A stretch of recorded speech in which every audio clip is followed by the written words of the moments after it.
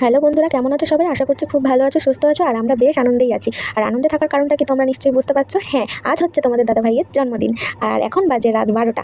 তো 12টার সময় বড়মশাইকে এমন একটা জিনিস গিফট করলাম, সত্যি আমারও খুবই ভালো লাগছিল। আর তোমাদের দাদাভাই তো আনন্দে কোনো মুখে ভাষা ছিল না। ও আবার আমার বোনকে ফোন করে বলছে, তোর দিদি কী জিনিস গিফট করলো, অসাধারণ ছিল। সত্যি তোমাদের দাদাভাই তো খুবই খুশি হয়েছিল।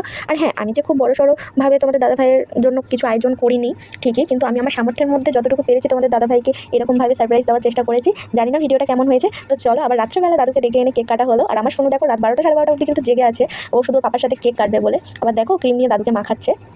তো যাই হোক, হ্যাঁ আর হ্যাঁ, আমার জীবনে কিন্তু এটা প্রথমবার আমি এরকমভাবে কাউকে সারপ্রাইজ দিলাম। তো সত্যি তোমার দাদাভাই কখনোই আশা করেনি। আবার তোমার দাদাভাই কী বলছে, এটা আমার লাইফে ফার্স্ট এরকমভাবে আমি কোনো জিনিস আমি এরকমভাবে উপহার পেলাম।